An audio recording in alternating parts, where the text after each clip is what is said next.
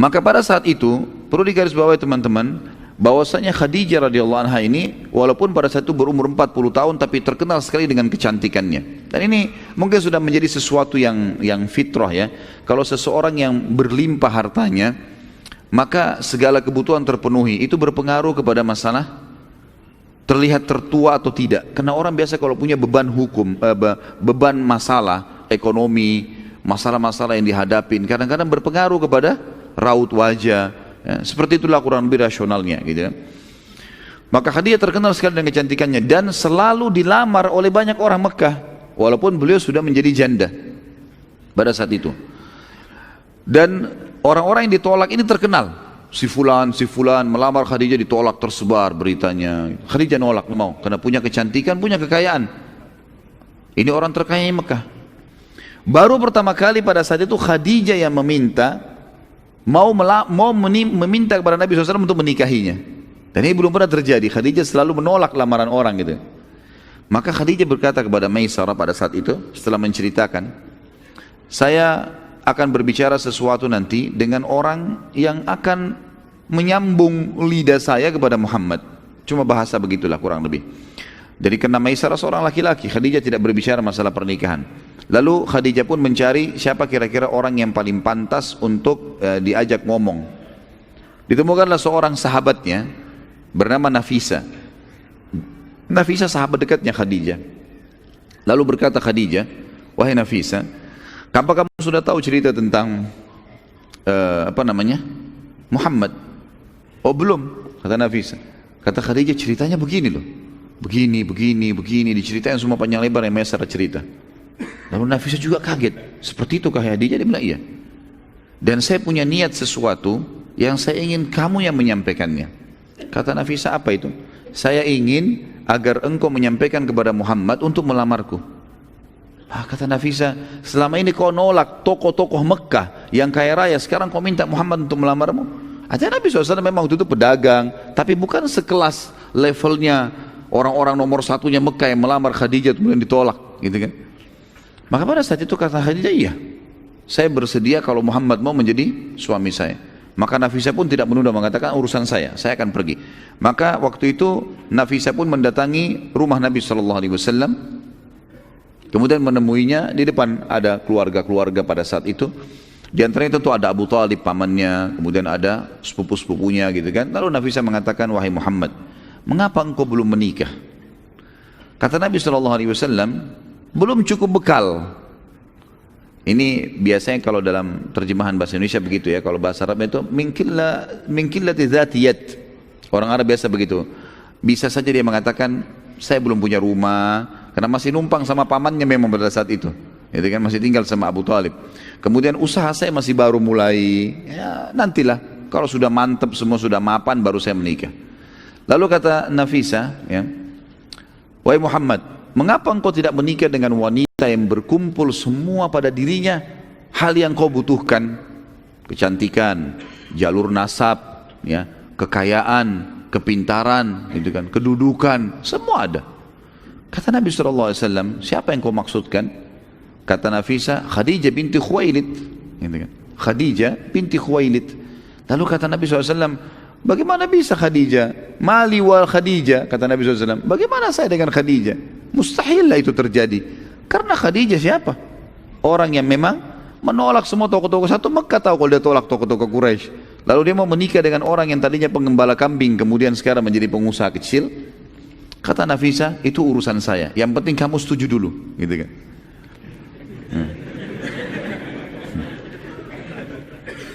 Ini yang bujang-bujang ketawa ini. Maka pada saat itu pun Nafisa kembali kepada Khadijah mengatakan, oleh Khadijah, sudah selesai urusannya. Apa yang selesai? Muhammad sudah setuju, gitu kan? Kata Khadijah, baik kalau begitu, jangan ditunda, gitu kan? Maka Nafisa kembali lagi ke Nabi SAW mengatakan, wahai Muhammad, sudah selesai urusannya. Apa yang sudah selesai? Khadijah sudah setuju, gitu kan? Sudah selesai urusannya. Kapan kita bertemu? Bertemu. Dipanggillah Abu Talib, paman Nabi SAW, menghadap ke rumahnya Khadijah. Dan Khadijah itu ditemanin oleh, ada yang mengatakan yang temanin, waktu itu Nabi SAW dikatakan ditemani oleh pamannya Abu Talib dan Hamzah. Tentu ini sebelum bicara masalah Islam ya. Ya.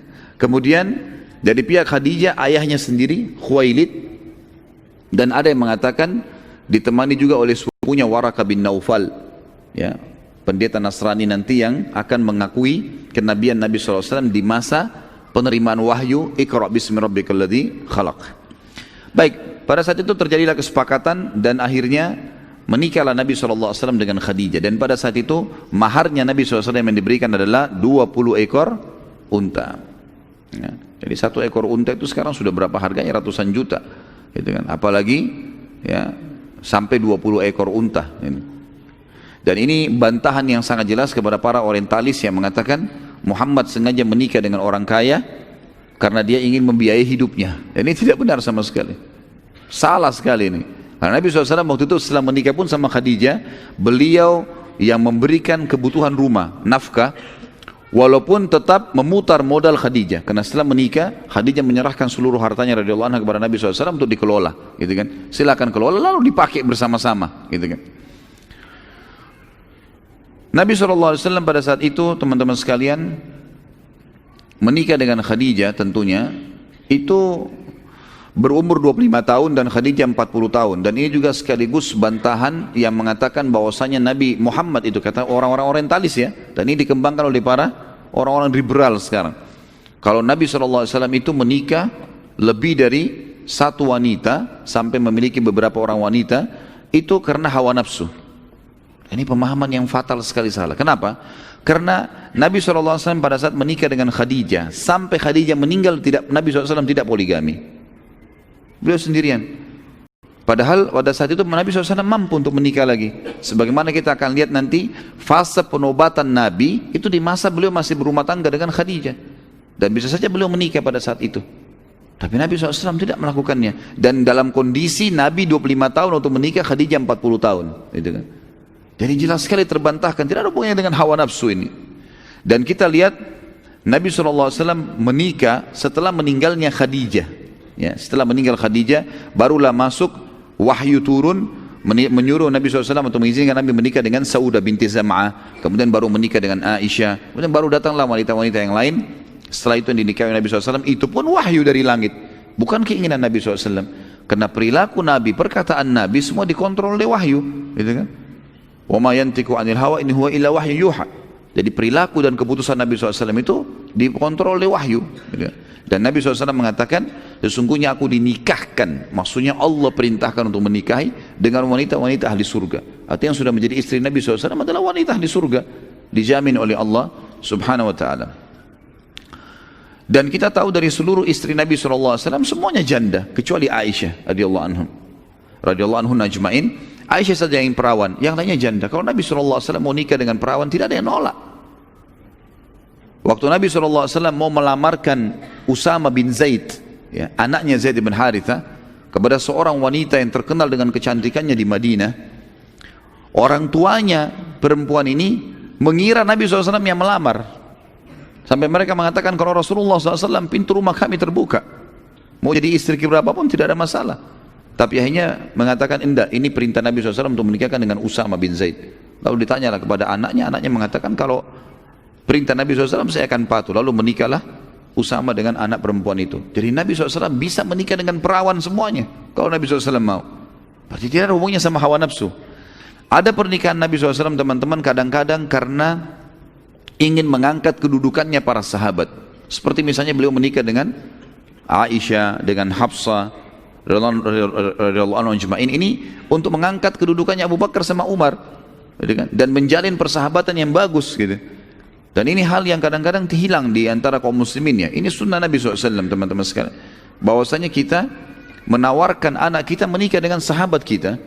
Karena itu kalau sahabat itu adalah orang yang baik karena keimanannya, ini adalah contoh yang dilakukan oleh Abu Bakar dan Umar yang akhirnya menjalin hubungan persaudaraan dengan Nabi SAW karena menikahnya anak mereka. Terkadang Nabi SAW menikah demi untuk mengislamkan suku. Seperti misalnya pada saat beliau menikah dengan Juwairiyah binti Harith radhiyallahu anha. Pada saat suku ini diserang, gitu kan, Bani Mustalik namanya, diserang oleh Nabi SAW. Nanti akan kita bahas masalah peperangan itu ya. Pada saat Nabi SAW menyerang Bani Mustaliq dan menang semuanya, karena mereka melawan pada saat itu, dikalahkan semuanya jadi tawanan. Juwairiyah binti Khuwailid binti Harith, Juwairiyah binti Harith ini radhiyallahu anha menjadi bagian dari tawanan Nabi SAW. Maka Nabi SAW tawarkan, hai Juwairiyah, mau enggak kamu masuk Islam? Saya bebaskan kamu dari keterbudakan. Kata Juwairiyah, tentu. Asyhadu an la ilaha illallah wa anna Muhammad Rasulullah. Kata Nabi SAW, kenapa tiba-tiba kamu mau masuk Islam nih?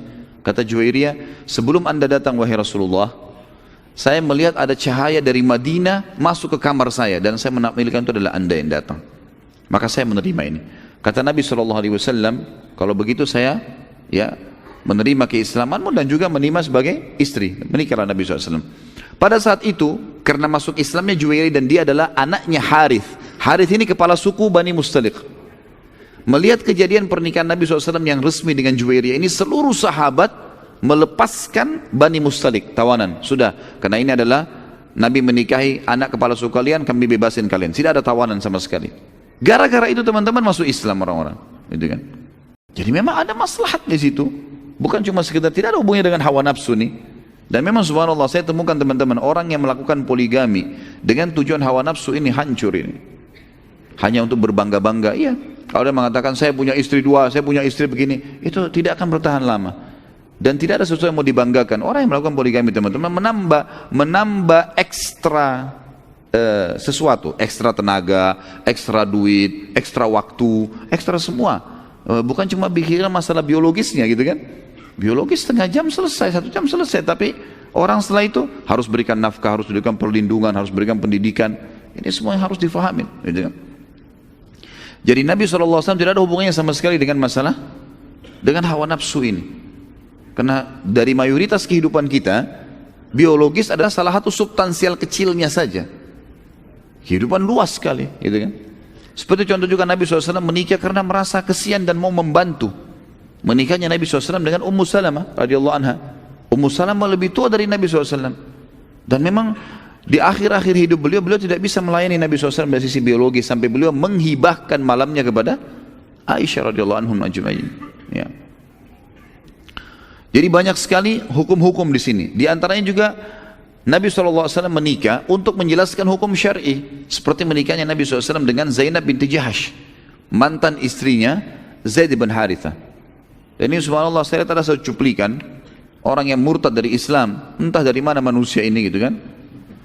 Orang Indonesia, kemudian dia mengatakan saya adalah dulu orang yang fanatik dengan Islam, apa segala buktinya anak saya namakan dengan nama-nama Islam, kemudian saya tidak temukan kebenaran lah dan segala macam hal. Lalu dia menuduh-nuduh Nabi SAW. Kalau Nabi SAW itu melanggar semua apa yang dia ucapkan. Seperti misalnya umatnya boleh menikah 4, kemudian dia menikah lebih daripada itu. Dan ini orang yang tidak faham hukum syar'i. Khusus berhubungan dengan Nabi SAW ada namanya khususiyatun Nabi SAW. Ada memang hal yang khusus buat beliau. Menikahnya tidak terbatas seperti umatnya memang. Nabi SAW memang begitu. Beliau punya puasa wisol namanya, puasa yang bersambung kan. Yang Nabi SAW tiap hari, kalau beliau puasa, misalnya hari ini, sambung besok. Nanti kalau maghrib beliau masih kuat, beliau sambung lagi hari ketiga. Waktu Abdullah bin Umar radhiyallahu anhu ingin mencontoh itu, kata Nabi SAW tidak bisa. Kalau kau Ibnu Umar mau puasa, maksimal sehari puasa, sehari berbuka puasa. Ini khusus untuk Nabi SAW memang. Penerimaan wahyu khusus untuk Nabi SAW memang. Itu kan? Jadi memang beliau penentu keputusan. Ada khususiyatun Nabi SAW. Yang penting dia mengatakan begini. Salah satu perkataannya berhubungan dengan tema kita. Karena itu panjang kalau kita ingin bahas tentunya. Dia bilang Nabi Muhammad itu sendiri melanggar apa yang dia titahkan. Seperti misalnya dia menikahi mantan anak mantunya. Nah, ini pernyataan yang fatal sekali, salah ini. Dia bilang menikahi Zainab binti Jahash, mantan anak mantunya. Dari mana anak mantu Nabi ini? Suami Zainab binti Jahash, Zaid bin Harithah, bukan anaknya Nabi ya. Hamba sahaya Nabi yang dibebaskan. Pernah ternisbatkan namanya Zaid bin Harithah menjadi Zaid bin Muhammad karena waktu itu Nabi SAW, nanti akan kita ceritakan kisahnya itu ke depannya, itu pernah Harithah datang lalu mencari tahu mana anaknya. mencari tahu mana anaknya, keliling. Karena Harith adalah orang yang terkenal di sukunya. Kemudian dia pun keliling mencari, waktu terjadi peperangan antara suku dia dengan suku yang lain, dikalahkan sukunya Haritha ini. Kemudian ditawanlah semuanya termasuk Zaid ini. Dijuallah Zaid dari pasar ke pasar sampai di pasar Mekah. Khadijah beli, waktu sudah menikah dengan Nabi SAW Khadijah, lalu kemudian Zaid bin Haritha dihadiahkan oleh Khadijah untuk Nabi SAW. Lalu Haritha datang ke Mekah, nyari tahu informasi anaknya mana nih. Dia dengar anaknya ada di salah satu toko Mekah. Datanglah dia ke Mekah setelah menikah Nabi SAW dengan Khadijah. Lalu dia mengatakan, hai Muhammad, Zaid ini bukan orang, bukan budak, bukan sahaya. Ceritanya gini, suku saya sama satu suku pernah berperang, kami kalah, lalu kami dijadikan sahaya, gitu kan? Dijual belikan. Jadi Zaid ini orang bebas. Saya ingin tebus, berapa kau minta bayaran, saya akan bayar. Kata Nabi SAW, tidak usah tebus apa-apa. Supaya bijaksana, kata Nabi, tanya aja Zaid. Zaid ini maunya ikut saya atau ikut anda? Gitu. Kalau dia mau pilih anda sebagai orang tuanya, silahkan ambil saja, nggak usah bayar apa-apa, bebas Zaid. Kata Haritha, luar biasa ini, akhlak yang luar biasa. Dia bilang bijaksana sekali. Baiklah, saya temuin Zaid. Ditemuin Zaid. Lalu ayahnya Haritha kaget waktu dengar jawabannya Zaid. Gitu kan. Maka kata Haritha, hai Zaid, kau tahu saya adalah ayahmu dan Muhammad orang yang sangat bijaksana. Kau akan bebas dari keterbudakan hanya dengan ikrar perkataan mulutmu mengatakan saya memilih ayahku. Kau akan bebas, kau akan pulang, kau jadi anak kepala suku, menjadi penggantiku nanti. Jadi seperti jadi raja nanti. Apa kata Zaid? Saya tidak mungkin ayah memilih orang lain setelah Muhammad. Enggak ada lagi. Orang ini mengalahkan ayah saya sudah. Gitu. Nggak bisa, gitu kan? Maka yang terjadi, Haritha pun datang kepada Nabi SAW mengatakan, hai Muhammad, sungguh dia memilihmu, maka aku cuma titipkan supaya dia dijaga dengan baik. Nah semenjak itu, namanya Zaid bin Haritha diganti menjadi Zaid bin Muhammad. Terkenal di Mekah pada saat itu diganti. Jadi kesannya kayak menjadi anak angkatnya Nabi, gitu kan? Sampai turun firman Allah yang melarang untuk menisbatkan Nabi, nama seseorang kepada Nabi. Yang bunyinya, a'udzubillahi maka Muhammadun aba ahadi min rijalikum walakin Rasulullah wa khataman nabiyyin. Muhammad bukanlah ayah seseorang antara kalian, tapi dia adalah penutup para nabi dan rasul. Baru diubah kembali menjadi Zaid bin Haritha. Jadi Zaid bin Haritha ini bukan anaknya Nabi. Jelas ya? Nah, waktu Zaid bin Haritha mau menikah, oleh Nabi SAW diisyaratkan, atau Zainab binti Jahash mau menikah. Ini masih ada hubungan kerabat dengan Nabi SAW. Wanita mulia di Mekah, orang yang punya kedudukan sangat tinggi, gitu kan? Zaid bin Haritha mantan budak. Waktu Zainab mengatakan, ya Rasulullah saya mau nikah, tunjukkan saya laki-laki yang baik. Kata Nabi SAW, menikah dengan Zaid. Zainab pertama berat, artinya masih ada secara kejiwaan. Dia tokoh Mekah, terkenal dengan kedudukannya, lalu menikah dengan orang sembarangan, dalam bahasa tanda kutip di sini ya. Maka Nabi SAW mengatakan itu pilihan yang terbaik. Akhirnya Zainab pun menikah dengan Zaid. Berjalan waktu, ternyata kejiwaan Zainab terganggu. Jadi tetap saja dia mengatakan setelah itu, ya Rasulullah, saya setiap kali lihat Zaid, yang saya bayangkan sahayanya dulu. Saya jadi berat untuk itu. Selalu merasa kalau mau disentuh sama dia jadi masalah nih, kejiwaan saya gimana? Kata Nabi SAW, sabarlah, bertakwa kepada Allah, gunakan keimanan. Tapi berkecamuk terus, sampai akhirnya sering cekcok antara Zainab sama Zaid. Akhirnya terakhir Zaid pun dia menyampaikan kepada Nabi SAW, ya Rasulullah kayaknya sudah tidak bisa dipertahankan. Baik, kalau tidak bisa dipertahankan, berpisahlah.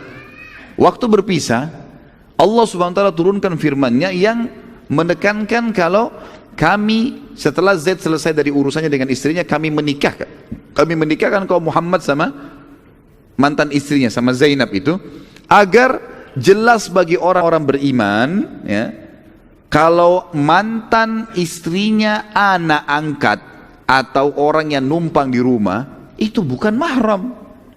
Hukum syar'i di sini, ya kan? Saya mengambil ini contoh saja, anak laki-laki saya ambil dari tempat anak yatim, kemudian saya besarkan di rumah saya, tumbuh besar dan seterusnya, sampai menikah saya nikahkan. Kemudian satu waktu dia menikah, cerai dengan istrinya. Istrinya itu bukan mahram saya, ya, bukan, karena ini cuma anak yang tinggal di rumah saya, bukan anak kandung, gitu kan? Jadi ada hukum syar'i sama dengan istri paman. Istri paman itu yang sering kita bilang Indonesia tante itu bukan mahram ya. Karena kalau cerai sama paman kita boleh nikah dengan dia. Kan gitu. Suami tante yang biasa di Indonesia dipukul rata semua dikatakan om, oke lah dipanggil om misalnya. Ya. Loh ya betul. Tapi itu bukan mahramnya ya. Bukan mahram. Jadi tidak boleh salaman memang. Hukum syari, karena kalau cerai sama tantenya, maka boleh nikah sama ponakannya si perempuan itu. Yang tidak boleh menggabungkan dalam poligami, ponakan sama tante itu hukum syari. Tapi bukan mahram tetap. Jelas ya? Nah, ini yang dibahasakan di sini. Jadi kadang-kadang Nabi SAW menikah memang untuk wahyu menyampaikan penjelasan hukum. Seperti pernikahan Nabi SAW dengan Zainab binti Jahash radhiyallahu anha.